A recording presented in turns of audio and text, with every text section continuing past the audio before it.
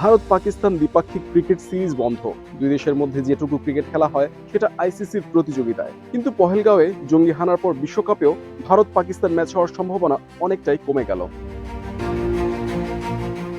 যা জানা যাচ্ছে, ভারতীয় ক্রিকেট বোর্ডের তরফ থেকে আইসিসির কাছে চিঠি দিয়ে আর্জি জানানো হবে যেন কোনো বিশ্বকাপেই পাকিস্তানের সঙ্গে ভারতকে একই গ্রুপে রাখা না হয়। শুধু আইসিসি নয়, এশিয়ান ক্রিকেট কাউন্সিলকেও চিঠি দিতে পারে বোর্ড। এশিয়া কাপেও ভারত এবং পাকিস্তানকে একই গ্রুপে যাতে রাখা না হয় সে বিষয়ে আবেদন করতে পারে বিসিসিআই। পহেলগাঁও কাণ্ডের পর থেকেই ভারত পাকিস্তান সম্পর্ক আরো জটিল হয়েছে, তার প্রভাব পড়েছে ক্রিকেটেও। বিসিসিআই এর সহসভাপতি রাজীব শুক্লা সংবাদ মাধ্যমে জানিয়েছেন, কেন্দ্রের পরামর্শ মেনে কাজ করবে ভারতীয় ক্রিকেট বোর্ড। কেন্দ্রের নির্দেশে পাকিস্তানের সঙ্গে ভারতের দ্বিপাক্ষিক ক্রিকেট সিরিজ বন্ধ। এবার আইসিসি প্রতিযোগিতায় ভারত পাকিস্তানের সঙ্গে খেলবে কিনা সেটা আইসিসির উপরই নির্ভর করবে। এখন পরিস্থিতি কি সেটা আইসিসি ভালো করেই জানে।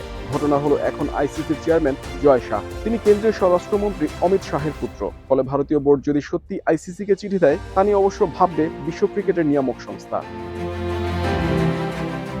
২০১২ সাল থেকে ভারত পাকিস্তান দ্বিপাক্ষিক সিরিজ বন্ধ।